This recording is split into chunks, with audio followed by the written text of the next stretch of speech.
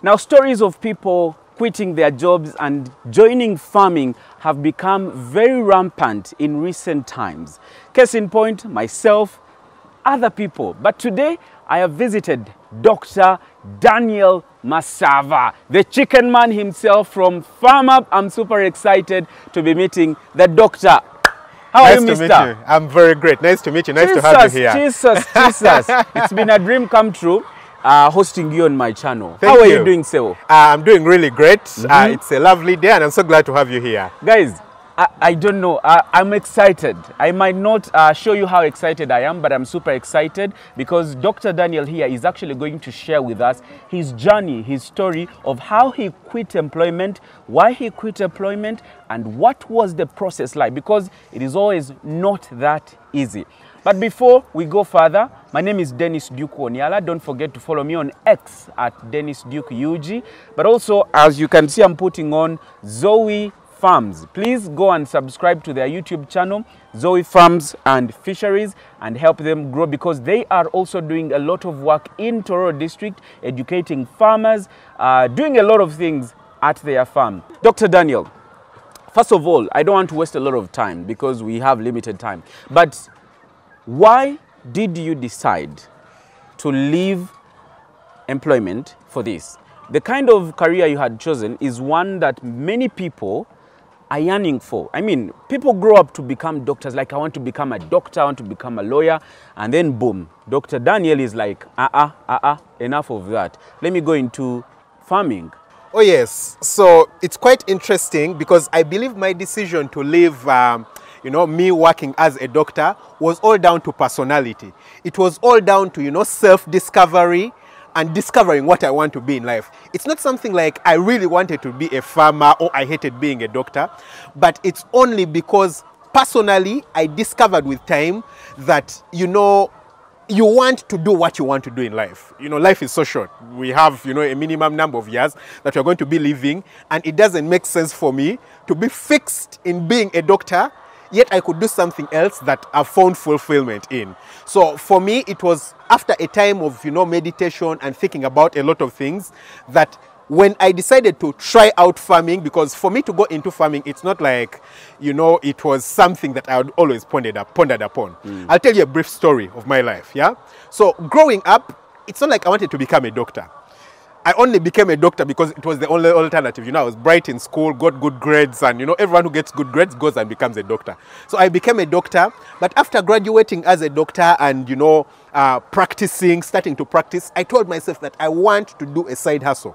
I want to do some other job, something that can give me, extra money.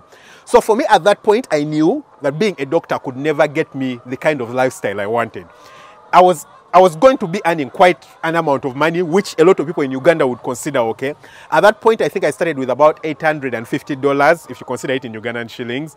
And then, if you consider it in US dollars. And then, I think I got an upgrade to about $1,000 US. But for me, that was not enough. So I told myself, let me start a side hustle.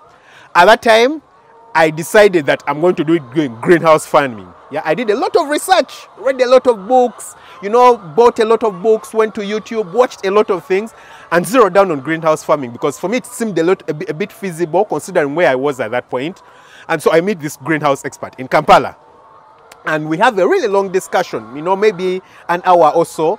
And after we've had our discussion, just after, we are separating, I've even given him his money for consultation, he tells me, hey, I think you should do poultry farming instead of greenhouse farming. It was so eye-opening because I was thinking to myself, does it even make sense? Like, why would a greenhouse expert tell me to do poultry farming? One of them is that most likely there's something he hasn't told me about the greenhouse farming. But the second thing is, most likely the thing is poultry farming should be lucrative. So I did my details and studied, a lot of research about poultry farming. And then that's when I went into poultry farming. And after I started poultry farming, I actually noticed that it was profitable. It was bringing me money, and then I told myself, why not live and go and do what I want to do, yeah? So after after spending quite some time doing the poultry and mastering it and getting some form of confidence in the fact that I can actually make money out of it, I told myself, well, I think it's time for me to leave medicine and go and do what I want. So I left simply because I wanted to live the kind of life I wanted to live. I didn't want to reach, you know, my old age. I'm 60, I'm 80, and then I start regretting and telling myself, what if I had quit at that point, you know? It was always something at the back of my mind that I decided to pursue. Which year is this that we are talking about in terms of you making that particular decision? It had always been on my mind from like 2019, but I personally decided to quit and leave at the beginning of 2021. So January 2021 was the last month that I worked as a doctor. So beginning of January 2021, I served a notice to, you know, the place where I was working, and at the end of January, I left. Interesting. Yeah. Usually that decision is bold. I remember when I was quitting journalism, you know, growing up, I wanted to be on TV. And then one day I wake up, I'm gone. It was very risky. Didn't you feel somehow that you've made a mistake? Or was it because you had already discovered the gold mine in chicken? Yeah, of course. For me, I try to avoid mistakes. You understand? And usually by the time I make a particular decision, I've lived it over and over in my mind. Like I've told you, from 2019 up to 2021, I had kind of made up my mind that at a particular point, I'm going to quit. So it was a matter of when. So I'll tell you with bold confidence that I wasn't scared when it did come to quit. I didn't have any form of regret because I believed that this is the decision that I needed to make at some point. If I reached a point and the farming failed, well, I could go back, just like you. You know, if everything fails, you can go back and practice your journalism. Absolutely. I'm actually still practicing journalism. Exactly. Only that I'm not employed. Exactly, yeah.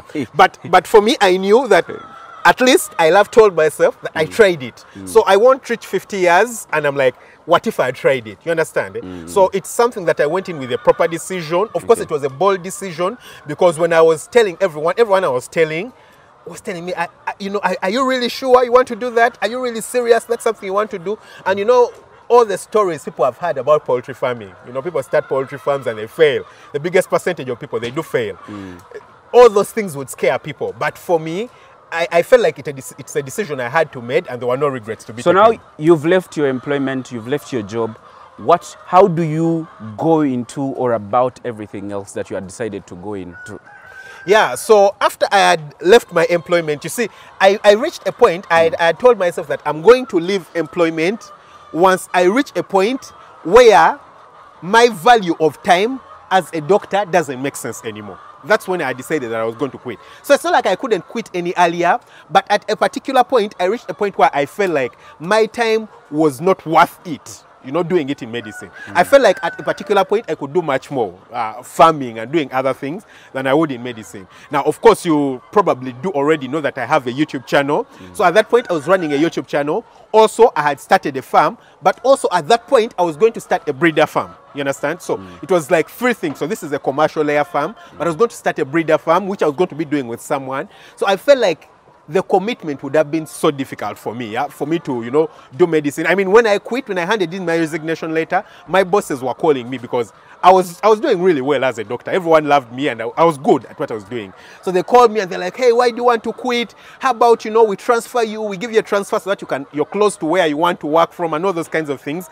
And it's something I could have taken up, but then I knew that I won't be committed. I won't be committed to the job, but also if I'm still working, I won't be committed to my farm and, you know, succeeding. So I told myself that, hey, I have to leave. So when I quit, then it was, I mean, full-time farming for me at that point. And I knew exactly what I needed to do. I am a very disciplined person. I'm not the kind of person who will just sit down and chill and relax. When I do, I have when I know that I have work to do and, you know, things to fulfill. So for me, it became really easy because I could easily, you know, dive into the things that I want to do. Dr. Daniel, you make everything seem so simple and easy.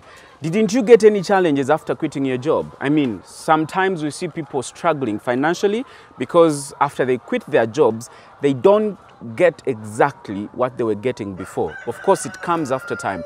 You making everything seems easy because now people are going to quit their jobs to go into different things thinking, oh, if you quit, you're just going to succeed. Didn't you get any other challenges along the way? Yeah, I'll tell you, well, there was challenges. Yeah, there was challenges because when I started, you know, after I quit my job and I was doing the businesses, the market at a particular point was really terrible. So I wasn't getting what I was expecting. But I was still doing better than what I was doing as a doctor. So the thing is not about it being simple or hard. I believe it's about preparation. You understand? You need to prepare. You need to prepare your mind very well. But don't just do it erratically. Don't just wake up one particular day and you're like, hey, I've quit my job. I'm going to be doing this. You understand? You need to have a plan. Like I've told you, for me, from 2019 to 2021, I had this on my mind. Each and every day, I would lay a plan. I would lay strategies. I had like fallback options too. I had a lot of things I had prepared in my mind. And even at the times where I can tell you that things were bad, they were not really so bad because in my mind I was prepared. You understand? So if I reached a particular point and I wasn't getting the money that I expected, I was prepared for that point. So for me, again, it wasn't a lot of pain for me because I was mentally prepared. In the end, it's all about mental preparedness. But number two, putting in the hard work. Yeah, a lot of times, you know, some people honestly can't employ themselves. They can't. Some people can't employ themselves. Why? Because some people cannot live without being given orders. Some people can only get results when they are being given orders. There are people who, if they got a job or if they started a business, they wouldn't make the tough decisions. You see, for me, for example, right here, I'm on the farm. I have a lot of employees. I have a lot of people who are working under me. Same thing on the breeder farm. I make the tough decisions. I don't make the small, tiny decisions. And some people don't have the ability and the mental strength to make tough decisions. You know, a decision like, you know, do we choose to maybe close the farm or go ahead with the farm? You understand? At this particular point, I don't have this product. What do? Do I go and borrow from the bank or not borrow from the bank? How much money do I need to borrow from the bank? Those are really important decisions because if you make the wrong decision, for example, borrowing from the bank, you could end up, you know, defaulting on the loan and then you get out of business. But if you don't make the decision, again, you could end up, you know, having the business fail because you don't have cash flow. You understand? So some people don't have the mental strength and ability to make those decisions. So for such people, it might not be the best option for them to quit their jobs because naturally they need someone over them. You understand? So you need to weigh, understand, am I actually able to do this other thing? Don't just be like, hey, Dr. Daniel, Dennis Duke, they all quit their jobs. I'm going to go and join them. You could go and join them, but you don't have the ability to grind. I can wake up on a Sunday morning, on a Monday morning, on a Saturday night, late in the night, I'll be up working. Some people don't have that ability. They don't have the commitment to be up working at any time of the day. So let's talk about, you've talked about people need to be mentally prepared. What, maybe just to elaborate more, what if somebody is looking at quitting their job today, how do they prepare themselves? Yes, you've talked about mental preparedness, but how exactly can I, because if you don't tell me how, I may not necessarily know how to do it. Yeah. How can I prepare myself to quit my job and join, not necessarily farming, but any other kind of business? Yes. Yeah, so in the end, you need to lay a strategy. Yeah, it comes down to, you know, laying a strategy. Of course, first thing is mental preparedness. We've talked about that. Because if your mind is not prepared, you can't do anything else. You understand? So you need to prepare yourself, but also you need to believe that it's possible. If you don't believe that it's possible, even things that are opportunities will not seem like opportunities because for you, you don't believe like, you don't see it. You understand? You need to believe that it's possible. Then the second thing is that you need to lay a strategy. I personally believe in the philosophy of short-term pain for long-term gain. You understand? Everything that comes and is worth celebrating usually follows some form of pain. It's just like childbirth. The mothers celebrate the babies, but they go through pain. You understand? Same exact thing. When it does come to anything that you want to do and celebrate, you have to understand that at some point you're going to sacrifice. And what does that mean? In that point of preparation, you're going to have to probably work double or triple. You understand? So I don't believe in simply you quitting and going to do that thing just randomly or just like that. I totally don't believe in that. I believe in you preparing so that you have a soft landing. You understand? And what that means is, most probably if you're doing a job and you're already working somewhere, you're going to have to continue doing your job while doing something else that you're hoping to go into later on. Yeah. So don't be like these kinds of people who will be like, well, I'll save up, I don't know, 30 million, 50 million, 100 million, and then I'll quit my job and go and start something else. How the hell do you know that you will succeed? I mean, there's a lot of people who have started things and they fail. You understand? So actually, I'll give you an interesting statistic. At least 90% of all small businesses fail in their first 5 years. Yeah, so most likely you're going to fail. That's the honest truth. The biggest likelihood is that you're going to fail. So you don't want to quit your job and then go and do this thing which is going to fail. You understand? So you want to make sure that you prepare for it. So what that means that you're going to have to start something else while working. So you're probably working an 8 to 5 job. That's, 8 hours of working during the day. Now you're going to have to add something on top of that. For me, I was working as a doctor, but I would make sure that all my weekends I was on the farm. You understand? If I got a day off, or maybe in the evening, I would run away from work and come to the farm. Yeah, so you're going to get ready to work overtime. I mean, put in a lot of work so that you build the other thing. And then once you've built it and it has stabilized, it has worked. I mean, it's not easy to do 2 things at a go. It's totally not easy. People are going to steal from you. People are going to, you understand? So you need to put in extra work again to prevent those things, to make sure everything is going well. But now once it has stabilized and, you're quite confident that it's working, then you have all the confidence to leave your job and go and concentrate on it. Perfect. Ladies and gentlemen, something that I did not tell you, first of all, follow Dr. Daniel on Farm Up. That is on YouTube. He has a very thriving YouTube channel where he puts majority of his content, so please go there. Subscribe to mine, subscribe to Zoe Farms and Fisheries. As you can see on the screen, those are the channels you need to subscribe to. Don't forget to follow me on Twitter at Dennis Duke UG or at Dr. Daniel Masava. Yes. So let me, talking about social media, I have followed you on social media, and I have seen a lot of people, mostly young people, who think that whatever you are, whatever you've become today, is a lie. Some actually think that you broke the bank. You either have somebody behind you in terms of maybe government, akwasente. How do you handle such negativity? Because me, I've seen you grow from one to where you are today. I believe in hard work because I've equally worked hard myself. How do you handle such negative comments online? Yeah, first of all, I'm very good at sieving out what's negative. The thing about me is that, first of all, I try to not watch news because news is negative. Dennis Duke, you are working in the media. Yes. And for something to captivate the audience, usually it has to be negative. Someone died, someone was killed, something was stolen, corruption, you understand? It's negative. So first of all, personally, I try to keep everything negative out of my mind. I don't watch news. Now, when we go to social media, I'm very intentional about my thoughts and, seeing what people think about me. I really don't care what people think about me. That is the one thing I've probably mastered that I believe has made me who I am. I totally don't care about what people think about me, and I only care about what I do. For me, it's very important to me that I can influence other people and lead them in a positive direction. Now, of course, in every population, you'll have all kinds of people. I mean, I see it very commonly. Why people tell me I'm the president's proxy. The president is using me, to run a farm. I mean, why would the president build a chicken house with iron sheets? Why? You understand? But you'll find all those kinds of people. Someone is giving you money, and it's quite crazy because people are lazy. That's the honest truth. People in our generation don't want to work. And so when they see someone who has worked and they are successful, then they think something is out of the normal. They think everyone must be like them. When they see someone who has started a farm and they have succeeded, the biggest percentage of people who start farms fail. So they're thinking, how the hell is it possible that someone has started a farm and they succeed? So they'll try and be negative. So personally, I've developed that thing where I really don't care what people say about me. I try very much not to be inflated by either both positive and negative reviews. I totally, try to avoid it very much because people are very deceptive, People can throw you up in the air and leave you there. You understand? So it's very easy that you understand the position that you're at. Don't be moved by waves, by what people say, by what people think. Just be moved by what you believe and the reality that you've developed in your head. Wow, interesting. I think I've picked a few things here in his submission. Just pick what is important. Your last final word to somebody, probably a young man or even an older person looking at you or watching you today as we wind up.